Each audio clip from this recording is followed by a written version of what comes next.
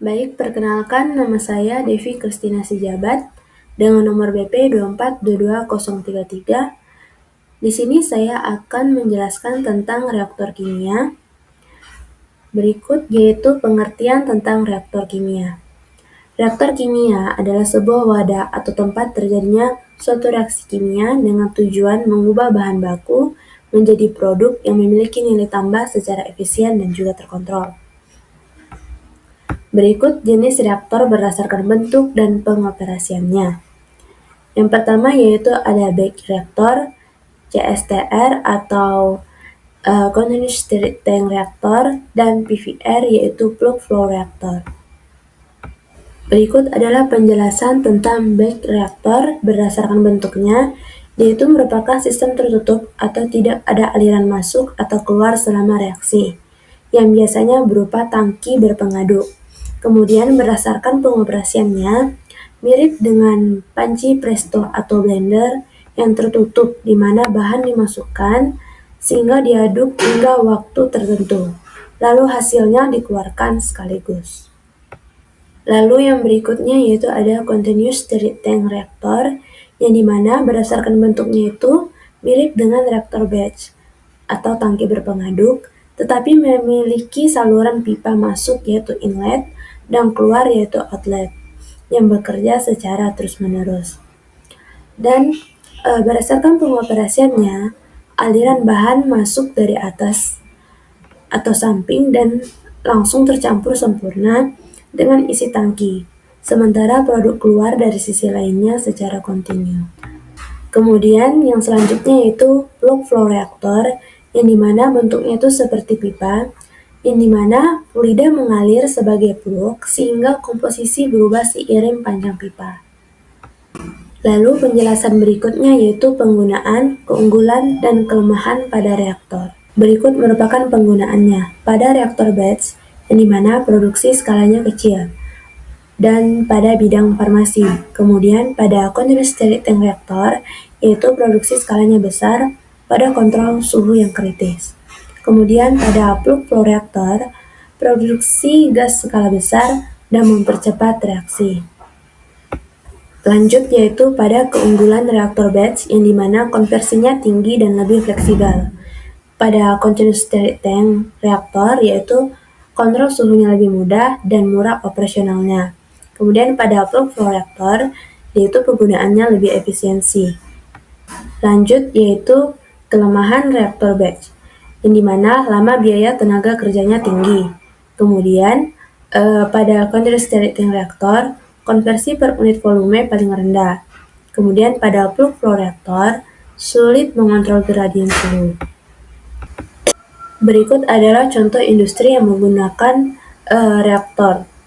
Yang pertama yaitu penggunaan reaktor batch, itu digunakan pada industri pembuatan cat, pembuatan parfum, dan produksi obat-obatan tertentu. Kemudian pada Continuous Stirred Tank Reactor, itu seperti industri polimer dan pengolahan limbah cair. Kemudian pada Plug Flow Reactor, itu seperti produksi amonia, oksidasi belerang dioksida, dan pengolahan minyak bumi atau cracking. Kemudian lanjut kepada rumus dan rancangan, yang dimana persamaan umumnya itu laju masuk dikurang dengan laju keluar ditambah dengan laju reaksi sama dengan laju akumulasi.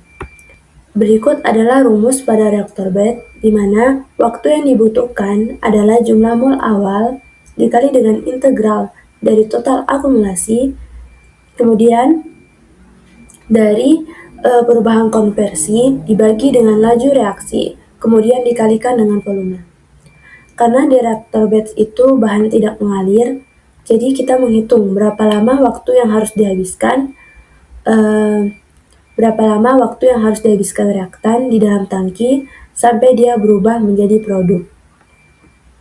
Kemudian lanjut pada rumus yang kedua, yaitu pada Continuous Stirred Tank Reactor, yang dimana bekerja pada kondisi steady state atau tidak ada akumulasi, dan pengadukannya sempurna sehingga laju reaksi di seluruh tangki sama dengan laju reaksi di aliran keluar.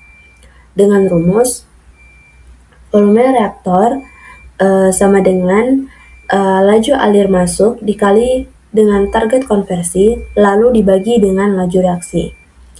Ini adalah rumus aljabar biasa. Kenapa? Karena di dalam continuous stirred tank reaktor, konsentrasinya homogen dan sama di semua titik. Jadi, kita cukup melihat satu angka laju reaksi saja, yaitu laju reaksi di titik keluar. Itulah sebabnya continuous stirred tank reaktor sering digambarkan sebagai kotak atau persegi panjang di dalam grafik. Ini yaitu rumus yang ketiga, yaitu pada plug flow reaktor, yang dimana bekerja pada kondisi steady state. Namun, konsentrasi berubah secara bertahap di sepanjang pipa. Dengan rumus, volume reaktor sama dengan laju alir molar masuk dikali dengan integral dari perubahan konversi terhadap laju reaksinya. Berbeda dengan continuous stirred tank reaktor, laju reaksinya berubah sangat cepat di depan dan melambat di belakang. Simbol integral di sini berarti kita menjumlahkan seluruh volume kecil di sepanjang pipa dari titik 0 sampai target konversi. Itulah sebabnya plug flow reaktor digambarkan sebagai luas di bawah kurva. Sebagai ringkasan singkatnya, reaktor bed itu untuk mencari waktu, sedangkan continuous stirred tank reaktor dan plug flow reaktor itu untuk mencari volume. Perbedaan utamanya, CSTR menggunakan perhitungan titik atau aljabar, sedangkan PVR menggunakan perhitungan akumulatif atau integral di sepanjang pipanya. Lanjut pada penjelasan hubungan laju reaksi dengan waktu dari masing-masing reaktor. Pada reaktor batch, semakin besar laju reaksi, maka waktu yang dibutuhkan untuk mencapai konversi tertentu akan semakin kecil. Yang dimana, jika volume sistem konstan, maka ukuran tangki tidak mempengaruhi laju secara langsung. Tetapi, laju reaksi yang lambat mengharuskan penggunaan reaktor yang lebih besar jika ingin memproses jumlah bahan yang banyak dalam satu siklus.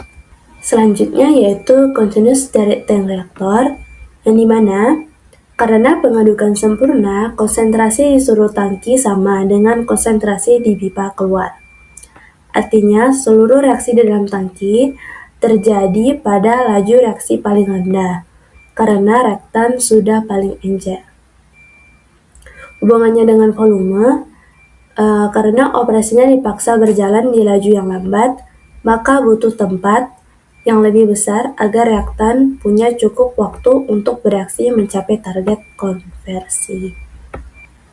Baru yang terakhir yaitu plug flow reaktor, yang dimana pada dekat pintu masuk, reaktan masih sangat pekat, sehingga laju reaksinya sangat tinggi dan cepat.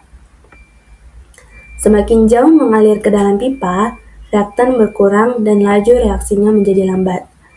Hubungannya dengan volume, PVR sangat efisien karena dia memanfaatkan laju reaksi yang sangat cepat di bagian awal pipa. Karena sebagian besar reaksi terjadi sangat cepat di awal. Volume total yang dibutuhkan untuk mencapai target yang sama menjadi lebih kecil dibandingkan continuous stirred tank reaktor. Baik, itu saja penjelasan saya tentang reaktor kimia. Saya ucapkan terima kasih.